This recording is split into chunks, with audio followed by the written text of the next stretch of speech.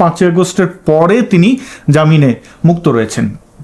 অতীতে তিনি যেটা করতেন ওই একে ওকে অ্যাটাক করা এবং তার বিনিময়ে অনুসারীদের কাছে টাকা পয়সা চাওয়া, এমনকি 10 টাকা ফ্লেক্স লোড করেন লিখতে পারছি না, এরকম ব্যাপার তার মধ্যে ছিল। এবং জেলখানা থেকে বের হয়েও তিনি তার আগের রূপেই রয়েছেন, অর্থাৎ ইসলামের সমালোচকদের কিভাবে মেরে ফেলতে হবে, কিভাবে অমুসলিমদেরকে গালাগালি করতে হবে, কিভাবে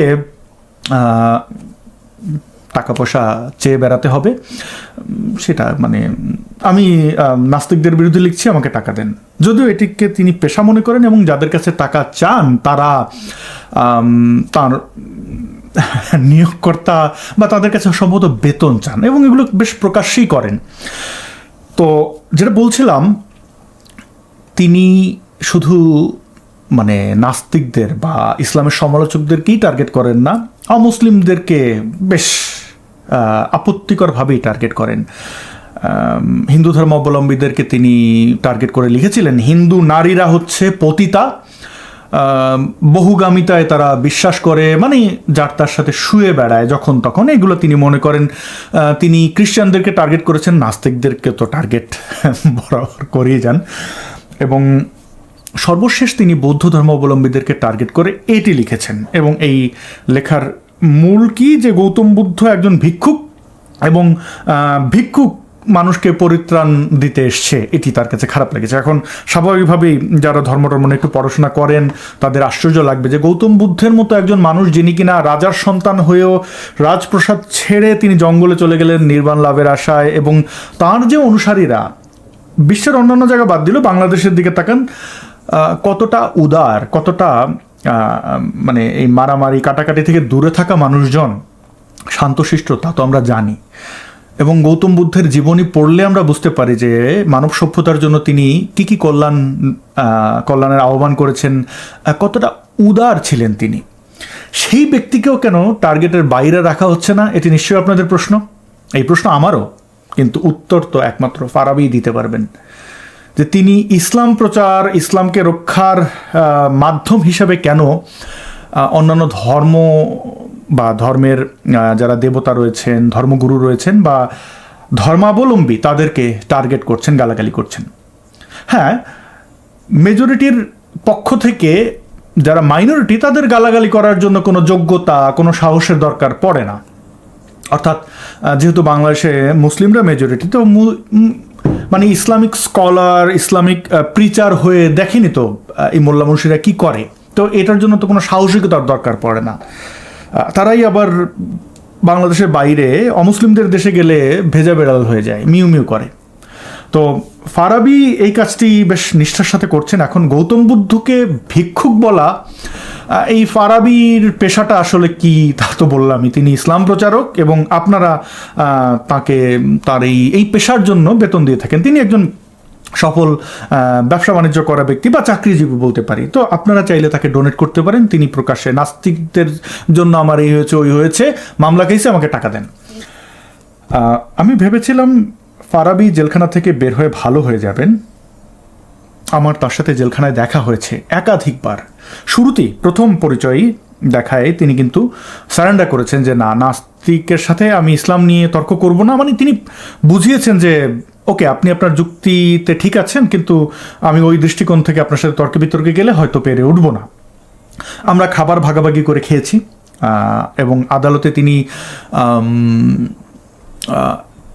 মানে যে সকল মামলার আসামি তিনি, তাদের মধ্যে একজন নিলয় নীল এবং নিলয় নীলের গার্লফ্রেন্ড আশামণিকে দেখে বেশ উচ্ছ্বাসিত ছিলেন। তিনি তার সাথে ডেকে কথা বলেছেন। এমনিতে ব্যবহারের দিক থেকে আমি তাকে খারাপ বলবো না, এবং নাস্তিকদের তিনি তার লেখায় বা বলায় মারাত্মক আঘাত করলেও ব্যক্তিগত পর্যায়ে তিনি সেই ঘৃণাটা করেন বলে আমার মনে হয়নি। আমার সাথে অন্ততপক্ষে তার এমনকি জেলখানা থেকে বের হওয়ার পরেও যোগাযোগ ছিল।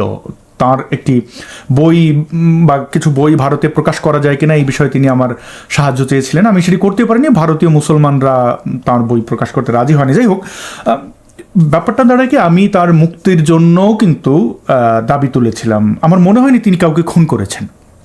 খুনের উস্কানি দিয়েছেন, এবং সেই উস্কানির জন্য যে কয় বছর জেলে থাকার দরকার বা শোধরানোর জন্য তার চেয়ে বোধহয় তিনি বেশিই ছিলেন। এবং জেলখানায় তিনি আসলে সরাসরি জঙ্গি হলে যে অর্থায়ন করার কথা সেই অর্থ তার ছিল বলে আমার মনে হয়নি। তার খাবার না ছিল, খাবার না ছিল, আইনজীবী না ছিল, ভালো কাপড়। আমার মায়াই লেগেছে তার জন্য। এবং আমি মনে করি ভিন্ন মতাদর্শের হলেও তার অধিকারের ক্ষেত্রে আমি যেন বায়াসড না হই। অবশ্যই তিনি মুসলিম হতে পারেন, তিনি খ্রিস্টান হতে পারেন, এমনকি তিনি আমাকে হত্যা করতে চাইলেও বা হত্যা করতে আসলেও আমি তাকে হত্যা করব না, এটাই হচ্ছে আমার নীতি। এবার কথা হচ্ছে যে তিনি যে আক্রমণ একের পর এক করছেন, এতে কি ইসলামের উপকার হচ্ছে নাকি অপকার হচ্ছে? তিনি কি আসলে মুসলিম নাকি নাস্তিক? মানে এই ধরনের কথাবার্তা বলার ইম্প্যাক্ট কি আসতে পারে? আমার মতামত হচ্ছে তিনি ধার্মিক, মুনাফিক নন। অন্যান্য বাংলাদেশে অনেক জনপ্রিয় মোল্লা মুন্সি আছে যারা কিন্তু ব্যক্তিগতভাবে নাস্তিক। তারা তাদের সেই ধর্মীয় পরিচয়টা বা অবিশ্বাসের বিষয়টি গোপন রাখে, ব্যবসা বাণিজ্য করে যায়। ফারাবি আস্তিক। এবার ফারাবি যে গৌতম বুদ্ধকে ভিখারি বললেন, হিন্দু ধর্মাবলম্বীদের বিভিন্ন দেবদেবীকে টার্গেট করে গালাগালি করলেন, এখন যেহেতু বাংলাদেশে হিন্দু বৌদ্ধ খ্রিস্টানরা মাইনরিটি, এবং তার এই কথাবার্তা শুনে হয়তো অনেক এই বৌদ্ধ ধর্মাবলম্বীদের দিকে একটু তাকিয়ে বলি যে গৌতম বুদ্ধ ভিক্ষুক ছিলেন, খারাপ ছিলেন তিনি বললেন। এখন একজন বৌদ্ধ ধর্মাবলম্বী যদি চিন্তা করে আচ্ছা আমি ধর্ম বদলাবো, ইসলাম গ্রহণ করব, তো প্রাথমিক কাজ কি তার ইসলাম নিয়ে ঘাটাঘাটি করবেন, জানার চেষ্টা করবেন। তো ফারাবি সাহেবের নবীর ব্যাপারে জানতে গেলে কি দাঁড়ায়, নবীর পেশা কি ছিল, এই বিষয়টি কিন্তু খুবই গুরুত্বপূর্ণ। এবং বাংলাদেশের ইসলাম প্রচারকদের মধ্যে যারা শীর্ষে রয়েছেন, যেমন মিজানুর রহমান আজহারি, তিনি শুধু মুসলমানদের নবী মোহাম্মদই নন, সকল নবীদের পেশা সম্পর্কে ছোট্ট বক্তব্য তুলে ধরেছেন। শুনুন তার মুখ থেকে। ছাগল যারা পালে তারা জানে ছাগল পালা কত কষ্ট। ওরে ডানে টান দিলেও কই যায়, রশি ধরে বায়ে টান দিলে কই যায়, সামনে টানলে কই যায়, পিছনে টানলে কই যায়। সারা সপ্তাহ আপনি সময় পান না এটার গোসল করাবেন, ভাবলেন আজকে জুমার দিন আমিও গোসল করি, এটারও গোসল করাই। এটারে আপনি পুকুর ঘাটে নিবেন, টান দিয়েছেন, ওর বাপের কিরাও 1 ইঞ্চিও সামনে যাবে না, ঠিক কি না? এই টেরা প্রাণী আল্লাহর কি মহিমা। আল্লাহ তাআলা পৃথিবীর সবচেয়ে শ্রেষ্ঠতম মানুষদেরকে ছাগল চড়িয়ে ছেড়েছেন, ঠিক কি না? মা বাআসাল্লাহু নাবিয়্যান ইল্লা রাআল গানাম। এই পৃথিবীতে এমন কোন নবী ছিল না যে নবীরা ছাগল চড়ায় নাই। এবার শুনুন স্পেসিফিক ভাবে নবীর পেশা কি ছিল, অর্থাৎ বেশ কিছু পেশার কথাই বলেছেন একটি পেশা বাদে। তো শুনুন সেটাও তার মুখ থেকেই। বিশ্বনবীর কিন্তু টাকা পয়সা ছিল না, জানেন? জি, ছাগল চড়াতো, কাউবয়। মা মিন নাবিয়্যিন ইল্লা রাআল গানাম, ছাগল চড়াতেন। এরপরে খাদিজাতুল কুবরার স্টাফ হিসেবে, কর্মচারী হিসেবে ক্যারিয়ার শুরু করলেন। এরপর বিজনেস ম্যাগনেট হিসেবে শুরু করলেন। খাদিজাতুল কুবরার সাথে যখন বিয়ে হয়ে গেল, খাদিজাতুল কুবরা তাহেরা ওনার সব সম্পদের মালিক বিশ্বনবীরে বানায় দিলেন। আল্লাহ বলেন তোমার তো কিছু ছিল না নবী, খাদিজার মাধ্যমে বিয়ে পড়িয়ে দিয়ে আমি তোমারে ধনী বানিয়ে দিলাম। 3টা অনুগ্রহের কথা স্মরণ করালো কে? অর্থাৎ আমরা বুঝলাম নবী মোহাম্মদ যখন তার প্রথম স্ত্রী খাদিজাকে বিয়ে করেন, এর পূর্বের পেশা ছিল ছাগল চড়ানো। গরু ছাগল নিয়ে মাঠে ঘাটে বসে থাকতেন। এবং যেহেতু তার চালচুলো ছিল না, এবং খাদিজা ছিলেন একজন ব্যবসায়ী, অনেক টাকা পয়সার মালিক, এবং তার স্বামী একাধিক স্বামী সাথে বিচ্ছেদ হয়েছে, মারা গেছেন। তো সেই খাদিজার বয়স যখন 40, নবী মোহাম্মদের বয়স 25, তখন তাদের বিয়ে হয়। এবং বিয়ে হওয়ার আগে খাদিজার অধীনে তিনি চাকরি নিয়েছিলেন ব্যবসা বাণিজ্য দেখার, মানে কর্মচারী হিসেবে। তারপরে খাদিজাকে বিয়ে করার পরে খাদিজার সম্পদ তার নিজের সম্পদ মনে করে অনেককেই দিয়েছেন। 25 বছরে বিশ্বনবী বিয়ে করলেন 40 বছরের এক বুড়ি মহিলাকে। আগে 2বার তালাক খাইছে, অনেকগুলো বাচ্চা জন্ম দিয়ে প্রৌঢ়া একটা নারী ছিল। এই মহিলাকে বিয়ে করলেন বিশ্বনবী মুহাম্মদ, তাগড়া যুবক। বিয়ে করলেন 40 বছরের এক মহিলা। তাও এমন যদি হইতো এই মহিলাটার বিয়ে হয় না, ইনট্যাক্ট মহিলা, তাও তো না, ভার্জিন না, উইডো, বিধবা, আরমালা। বিশ্বনবীর কোনো অক্ষর জ্ঞান ছিল না। কেন জানতেন না? আল্লাহ ওনাকে শিখাননি। আল্লাহ লেখাপড়াই শিখান নাই ওনাকে, অক্ষর জ্ঞান শিখান নাই। মারামারি করলেও কথা বলে। বিশ্বনবীর জীবনে মারামারি আছে না নাই? আরে বিশ্বনবীর তো তেমন কোনো উপার্জনই ছিল না। মা খাদিজার উপার্জন দিয়ে বিশ্বনবী চলেছেন।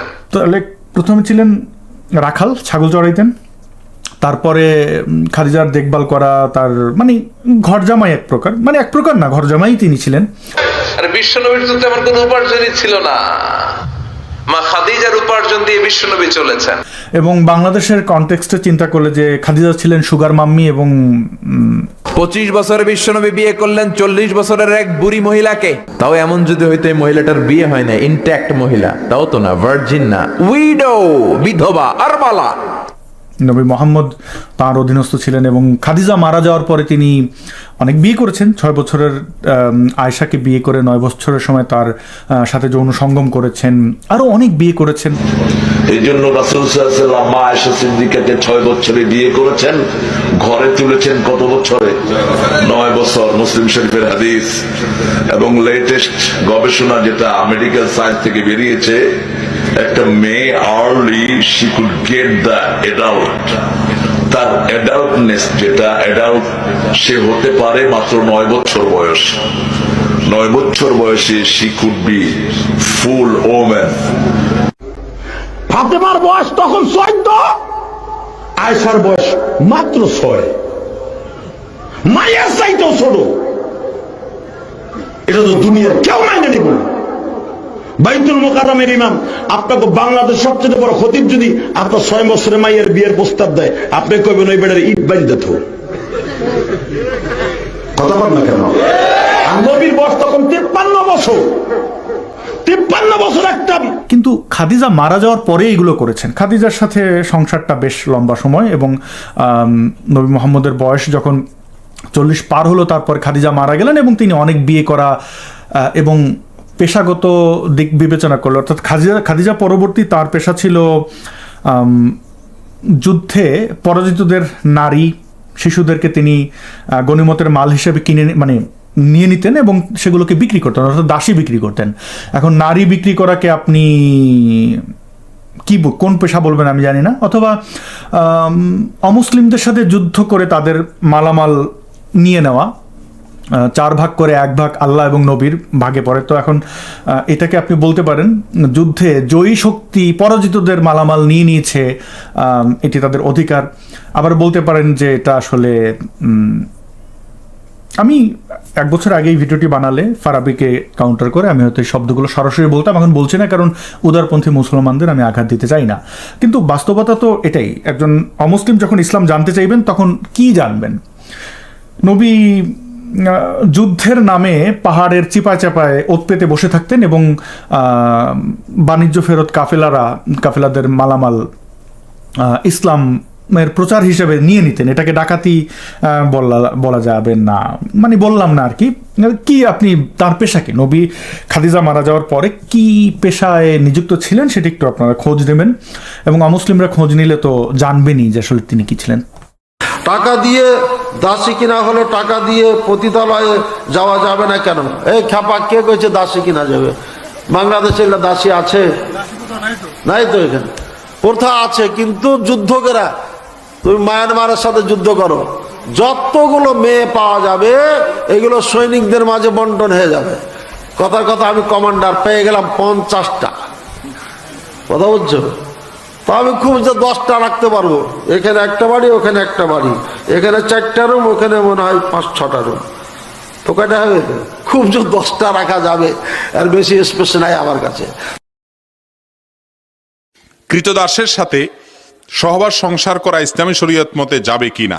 না, কৃতদাসের সাথে কোনো সহবাস সংসার করা যাবে না, কৃতদাসীর সাথে করা যায়। কৃতদাসী মানে কিন্তু দাস বা দাসী কাকে বলে? দাস দাসী হচ্ছে ওই সমস্ত লোকেরা যুদ্ধের ময়দানে কাফেররা হেরে গেছে। কাফের, মুসলমান কোনদিন দাস দাসী হয় না, মুসলিম কোনদিন দাস দাসী হয় না। কাফেররা হেরে গেছে, হেরে যাওয়ার পরে তাদেরকে হলো স্ত্রী, আরেক হচ্ছে দাসী। দাসী কার? বর্তমান সমাজে দাসী মালিক কেউ না, আমাদের কারো কাছে দাসী নেই। আমরা নিজেরাই নিজেদের তকদিরের মধ্যে আঘাত করেছি। এটা আমাদের মালিক হওয়ার একটা সাবাব ছিল, কিন্তু যে ওয়ে থেকে দাসীর মালিক হওয়া যেত আমরা সেই ওয়েটা, রাস্তাটাকে বন্ধ করে দিয়েছি। সেটা ছিল একমাত্র আল্লাহ সুবহানাহু ওয়া তাআলার পথে সংগ্রাম, জিহাদ করা। জিহাদের মাধ্যমে আমরা যদি পরাস্ত করতে পারতাম কাফেরদেরকে, তাহলে ওদের মহিলাদেরকে দাসী করে গ্রহণ করা যেত। আরেকজনের প্রশ্ন হচ্ছে যে আমি আমার দাসীর সাথে সহবাস করতে পারবো? আপনি দাসী পাইলেন কই? এটা হচ্ছে আসল কথা, যে আপনি দাসী পাইলেন। এখন বর্তমানে কোথায় দাসী আছে যে আপনি দাসীর সাথে আপনি সহবাস করবেন? হ্যাঁ, এখন শুনে যায় কোচিত এখন নাকি আফ্রিকার কোথাও কোন জায়গায় নাকি দাসী আছে। আরব দেশের অনেক আমিররা এবং কয়েকজন শাইখও এরকম নাকি দাসী তারা পেয়েছেন আফ্রিকার মধ্যে, যে এরকম বংশ পরম্পরায় তারা এরকম দাসী হিসেবে চলে আসছে। এছাড়া তো পাওয়া যায় না, এবং এগুলোর রেটও অনেক বেশি বর্তমানে। বিশ্বনবীর 11টা বউ ছিল, কয়টা? আরো জোরে কন। 11টা বিবি ছিল, দাসী ছিল 2 জন। কয়জন? তো মোট হইলো কয়জন? আমরা একজনের জ্বালায় অস্থির। আমার আপনার মেয়ে আজকে যদি আমরা সমাজের মধ্যে বুক ফুলায় না বলতে পারি যে আমার অনেকগুলো স্ত্রী, অনেকগুলো স্ত্রী আছে, আমরা বলতে পারি না। আমি সব জায়গায় গেলে বাস্তবায়ন করার জন্য দোকানদারকে বলি, ভাই জামা দিয়ে একটা 46 ঝুল, একটা 45 ঝুল। কেন হুজুর?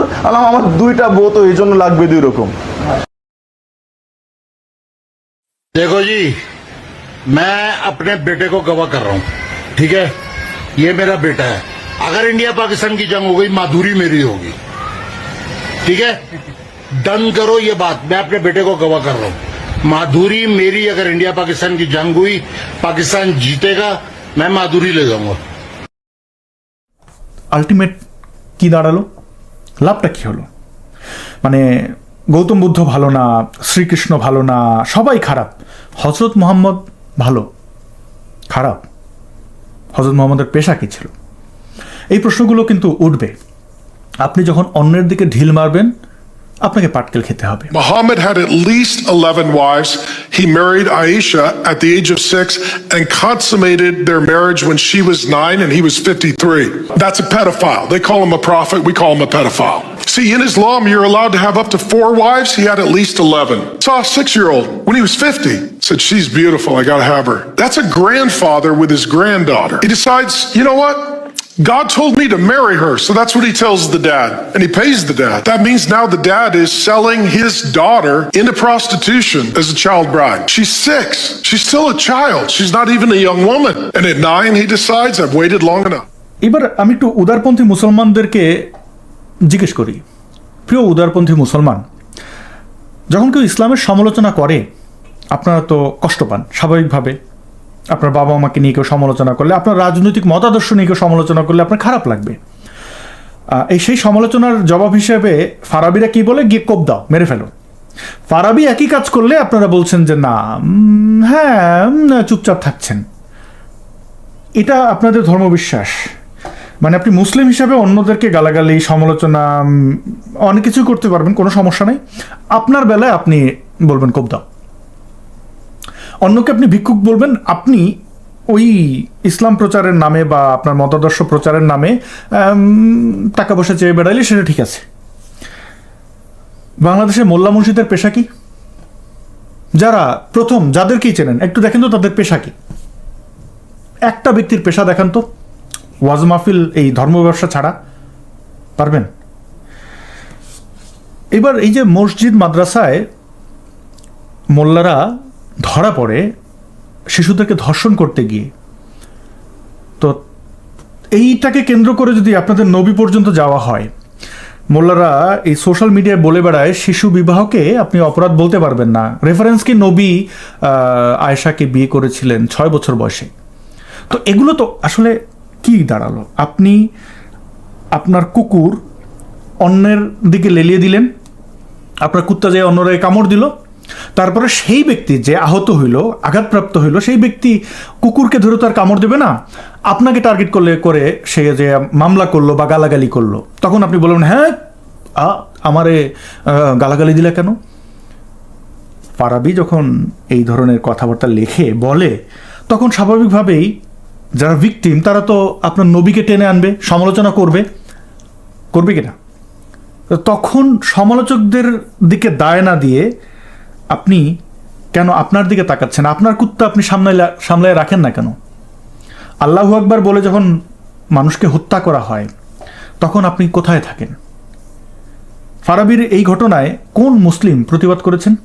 তাহলে আপনি কিভাবে এক্সপেক্ট করেন যে আপনার নবী, আপনার ধর্ম সুরক্ষিত থাকবে, সমালোচনা বাইরে থাকবে? প্রশ্নটি রাখলাম। যেটা বলছিলাম, 1 বছর আগে হলে হয়তো আমি সমালোচনাটা অন্যভাবে করতাম, এখন আর করলাম না। বৃক্ষ তোমার নাম কি, ফলে পরিচয়। এবার একটু হিন্দু ধর্মাবলম্বীদের দিকে তাকানো যাক। এখন বলবেন যে হিন্দু ধর্মাবলম্বীদের মধ্যে ফারাবি আছে। হ্যাঁ আছে, না থাকলে তারা ধার করে। যেভাবে পিনাকি ভট্টাচার্য এখন উগ্রপন্থী মুসলমানদের রাহবার, যেহেতু দাদা বলেছে একজন হিন্দু ব্যক্তি ইসলামের প্রশংসা করে, বা ক্যা বাতে, তেমনিভাবে ভারতের হিন্দুরা অন্ততপক্ষে এরকম কিছু ফারাবি টাইপের লোককে ভাড়া করে। বলছিলাম সানিউর রহমানের কথা। সানিউর রহমান নিজেকে প্রথমে ব্লগার দাবি করতেন, পরে কার্টুনিস্ট। বাংলাদেশে তিনি ইসলামিক সন্ত্রাসীদের দ্বারা আক্রমণের শিকার হয়েছেন বলে অভিযোগ করেছেন, কিন্তু সেটা সত্যতা পাওয়া যায় না। তার আশেপাশের ব্যক্তিরা বলেছেন যে এটি নাটক। আমি সেই বিবেচনা যাচ্ছি না। তিনি তারপরে আরবের একটি দেশে গেলেন, সেখানে গিয়ে টমেটো সস মাখলেন মুখে, বললেন যে ইসলামিক সন্ত্রাসীরা আমাকে আঘাত করেছে, এবং এটিও তোপে টিকলো না। নাস্তিকরা বা সমমনারা বুঝে গেলেন যে সানিউর ধান্দাবাজি করছে। তারপর সেখান থেকে তিনি নেপালে চলে এলেন এবং নেপাল থেকে ভারতে ঢুকলেন অবৈধভাবে, এবং সেখানে তিনি প্রায় 1 দশক ধরে অবস্থান করলেন। সর্বশেষ গত সপ্তাহে তিনি ভারতের উত্তরপ্রদেশের গাজিয়াবাদে অবস্থানকালীন সময় অ্যারেস্ট হলেন। তো এর আগে তিনি কি করেছেন আপনারা জানেন। সত্যনিষ্ঠ আর্য নাম নিয়ে নিজেকে হিন্দু সাধু দাবি করে সারাক্ষণ মুসলমানদেরকে গালাগালি করতেন। ইসলামের সমালোচনা এক জিনিস, আর মুসলমানদেরকে গালাগালি করা ভিন্ন জিনিস, এবং এই কাজটি উগ্রপন্থী হিন্দুত্ববাদীরা করে। হিন্দুত্ববাদী একটা বিশাল টার্ম, কিন্তু হিন্দুত্ববাদীদের মধ্যে যেগুলো উগ্র, এরা এই ইসলামিস্টদের মতোই ভয়ঙ্কর। বাংলাদেশে যেরকম অনেকেই মুসলমান রয়েছেন, ইসলামপন্থী রয়েছেন, আবার ইসলামপন্থী রাজনৈতিক দলও কিন্তু আছে। জামাত ইসলামী দেখেছেন তো? তো এই জামাতে ইসলামের যেমন বিভিন্ন শাখা, এক দল আছে সরাসরি রক কাটে, আরেক দল হচ্ছে গুপ্ত থাকে। তো হিন্দুত্ববাদীদের মধ্যেও অনেক মানে ন্যাশনালিস্ট আছেন, কেউ কেউ আছেন যে আপনাকে বলবে আমি নাস্তিক, এরকম বিভিন্ন রূপে আপনার কাছে আসবে। আপনি যখন ইসলামের সমালোচনা করবেন, বা ক্যা বাতে, নাও এই টাকা নাও, এই বুদ্ধি নাও, এই নাও। তো সানিউর আপনারা জানেন গত জানুয়ারির দিকে ভয়ঙ্কর একটি কাজ করেছে। সেটি হচ্ছে, এমনিতে তো সে ভিডিওতে মুসলমানদের নবীকে তো গালাগালি করেই, সেটা তার রাইটস, কিন্তু মুসলমানদেরকে নিধন, হত্যা, এগুলোর ডাক সে দিত। এবং ফারাবের মতো তার প্রত্যেকটা ভিডিওতে তার একটা ওই মোবাইল ব্যাংকিংয়ের ডিটেল থাকতো, ফোন নাম্বার, ভিক্ষাম দেহি বলতো, মানে ভিক্ষা দাও। খ্রিস্টানদের চার্চে ঢুকে সেখানকার পাদ্রি ফাদারকে তিনি অকথ্য ভাষায় গালাগাল করেছেন, অ্যাটাক করেছেন, হুমকি ধমকি দিয়েছেন। এমনকি সেখানে উপস্থিত থাকা নারী সদস্য প্রতিবাদ করলে তাকে অশ্লীল ভাষা ব্যবহার, বেবি ব্যবহার ডাকা, মানে বাংলাদেশে যেরকম ইসলামিক সন্ত্রাসীরা মাল বলে ডাকে না নারীদেরকে, ওইভাবে ডেকে অপদস্থ করে এবং অফ ক্যামেরায় তাদেরকে মারে, পেটায়। मैं ये पूछना चाहता हूँ मिस्टर फादर से, चर्च का फादर से मैं पूछना चाहता हूँ कि जीसस क्राइस्ट का ग्रंथ का नाम बताओ। ग्रंथ करके नहीं है दिया। हाँ हाँ क्या है? द गॉस्पेल ऑफ जॉन, वो सब क्या चीज है? बाइबल क्या चीज है? धार्मिक ग्रंथ। धार्मिक ग्रंथ है। ये कहाँ से मैन्युफैक्चर हुआ है? जस्ट टेल मी कहाँ से मैन्युफैक्चर हुआ है? Of course, it was not printed in India. Bharat वर्ष में ये पैदा हुआ ही नहीं था। विदेशी क्रिश्चियन लोगों का, विदेशी भाषाओं का बाइबल हमारे इंडिया में चलेगा नहीं। हमारा क्या है? चारों वेद है, मनुस्मृति है, उपनिषद है। हम कोई भी क्रिश्चियनों का बाइबल को फॉलो नहीं करेंगे। Am I clear? बोलो। ओम भूर्भुवः स्वः तत्सवितुर्वरेण्यं भर्गो देवस्य धीमहि धियो यो न प्रचोदयात्। ओके, जय श्री राम। जय Shri Ram. Jesus Christ is not ours. Jesus Christ is not ours. हमारा कौन है? राम भगवान। Am I right? It should be. साला इधर बाबरी मस्जिद बन रहा है, उसके लिए कोई आवाज नहीं उठा रहा है ना? बाबरी मस्जिद बन रहा है, उसके लिए कोई आवाज नहीं उठा रहा है। हिंदुओं का धर्म परिवर्तन होना चाहिए, है ना? Maulana Mahmood Madani is anti national, he that bastard should be arrested. बोल सकते हो ना? हम धर्म परिवर्तन करवाएंगे। Why baby, why baby? हमारा जीसस क्राइस्ट जवाब देना, जवाब दे भाई, जवाब दे। ओके, सबके सामने पूछ रहा हूं इसको। मदर मैरी, जीसस क्राइस्ट को पैदा करने वाला मदर मैरी कैसे प्रेग्नेंट हुई थी बताओ? I am waiting. घड़ी नहीं है फिर भी बोल रहा हूं भैया। जीसस क्राइस्ट कैसे पैदा हुआ था बताओ? पवित्र आत्मा के द्वारा। अरे तू बिना सेक्स के बच्चा पैदा कर सकता है? वही तो परमेश्वर का पुत्र तभी है ना, क्योंकि पवित्र आत्मा का इंसान के अंदर पाप वो नहीं घुसेगा तो बच्चा कैसे पैदा होगा? पाप से अगर पाप से जन्म हुआ व्यक्ति कभी भी पाप से छुटकारा नहीं दे सकता है ना। तो इसलिए परमेश्वर की आत्मा ये जो बायोलॉजिकल जो होता है उसके द्वारा पैदा नहीं हुआ है, ठीक है ना? Really? Can you explain this to the gynecologist? You baby? Are you educated? Are you educated, baby? Yes, I'm educated. Okay, you know the process of बच्चा पैदा करने का प्रोसीजर बताऊंगे। बच्चा पैदा करने का प्रोसीजर बताऊंगे। मेरी सुन तो सही। मैं जैसे पैदा हुई हूँ। आप कैसे पैदा हुई बताओ? आपको कैसा? अरे मम्मी पापा के मिलने से पैदा हुए ना साहब, बताओ खुल के। अरे सांड और गाय मिलेगा तभी तो बच्चा पैदा होता है ना। खुल के बोल रहा है फिर। अरे क्या करेगा वो फिर? आप बीच में क्यों बोल रहे हो? बैठ जाओ वहीं बैठो। ये जवाब देना, ये यहाँ पे खड़ा होकर सबको कॉन्फ्रेंस करना। এবং এই ঘটনা পরবর্তী সে কিন্তু হিন্দুত্ববাদী উগ্রপন্থী যেগুলো বজরং দল, বিজেপির একটা গোষ্ঠী, এদের আশ্রয় প্রশ্রয় ছিল। তারা বলেছে বাহ ক্যা বাতে, ভালো করেছো, হ্যাঁ খ্রিস্টানদের তুমি মানে ভারতের কিছু উগ্র হিন্দুরা এই কাজটি করছে অনেকদিন ধরে, খ্রিস্টানদের উপরে অ্যাটাক করছে। আমার বক্তব্য যে খ্রিস্টানরা ধর্মপ্রচার যদি করে, ধর্মান্তরিত করে, এটা তাদের অধিকার। মুসলমানরা ধর্মান্তরিত করলে এটা তাদের অধিকার, তেমনিভাবে হিন্দুরাও ধর্মান্তরিত করলে এটা তাদের অধিকার। এই যে এত এত মানুষকে হিন্দু ধর্মে ডাকছেন ইসকন, আপনি কি সেটাকে অপরাধ দেখবেন? ধর্মপ্রচার এবং নিজের ধর্মে মানুষকে ধর্মান্তরিত করা এটা যার যার ব্যক্তিগত বিষয়, যে গ্রহণ করবে তার ব্যক্তিগত বিষয়। তো খ্রিস্টানরা যদি অপরাধ করে, ভারতের আইন আদালত খুবই শক্তিশালী, মামলা করা যেতে পারে না, তাদেরকে গিয়ে অ্যাটাক করতে হবে। বিজাতীয় সংস্কৃতি বলে তারা এদেরকে বিভিন্নভাবে ইয়ে করে, যে মানে তাদের ধর্মীয় উৎসব পালন করা যাবে না, ম্যারি ক্রিসমাস বলা যাবে না। আবার ভারতের নাম যে ইন্ডিয়া, ওইটা খুব আরাম। শহরগুলোর নাম যে মানে ইংরেজিতে, সেটা খুব আরাম। তো এই উগ্রপন্থীরা সানিউরদের মতো লোককে ভাড়া করে বাংলাদেশ থেকে এসে, সানিউর বুঝে গেছে যে এখানে এই ধান্দাটা করা যাবে, ধান্দা করেছে, যেটা ফারাবি করছে। তো এই সানিউরের অপরাধের মানে আর কি বলবো, আমি ব্যক্তিগতভাবে তার দ্বারা ভিকটিম। আমি বাংলাদেশ থেকে যখন বিতাড়িত হয়ে ভারতে যাই, তার কাছাকাছি আমি ছিলাম এবং সে আমাকেও হিন্দুত্ববাদীদের মধ্যে ঢুকিয়ে দেওয়ার চেষ্টা করেছিল। আমি সেটি প্রত্যাখ্যান করলে আমাকে এবং লিমন ফকিরকে পশ্চিম বাংলা ছেড়ে দিতে হয়, সে এবং তার হিন্দুত্ববাদীদের কারণে।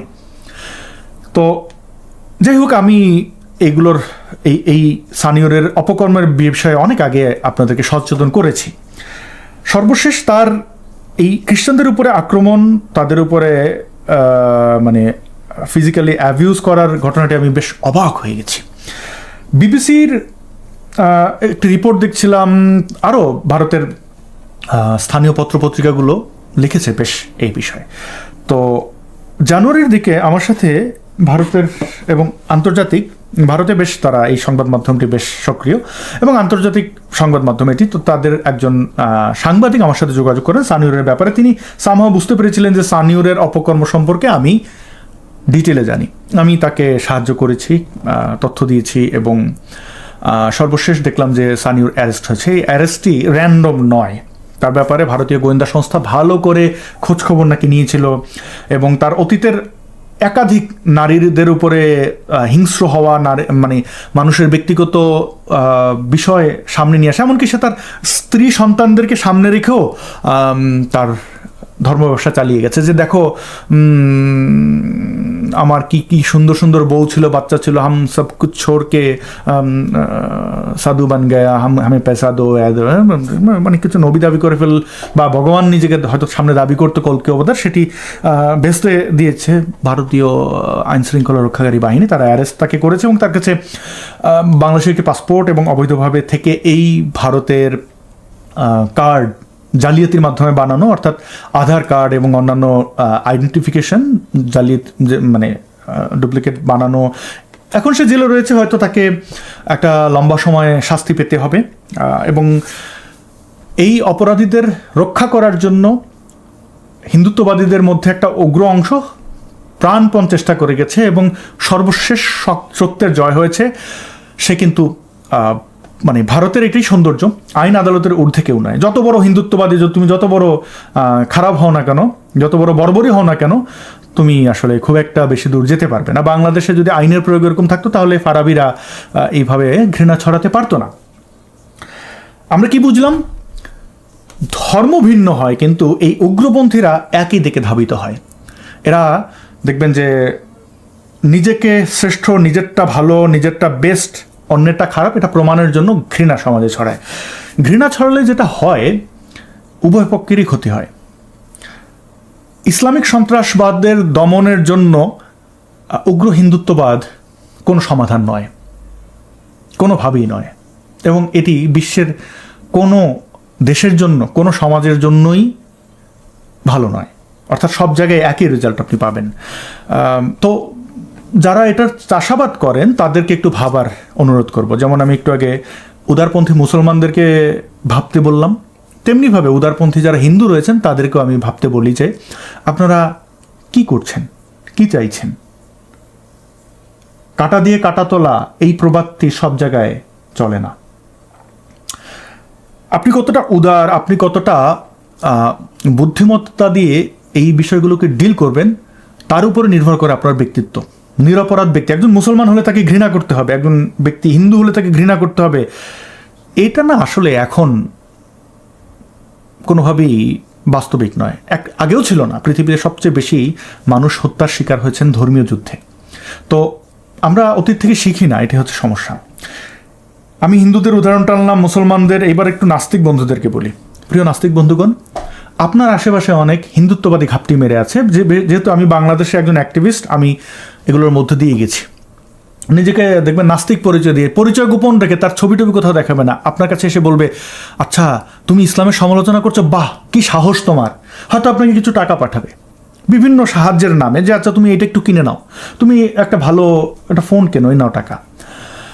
অথবা আপনার কোনো কাজকে প্রশংসা করে করে আপনার আস্থা গ্রহণ করবে এবং আপনাকে বিপদে ফেলবে।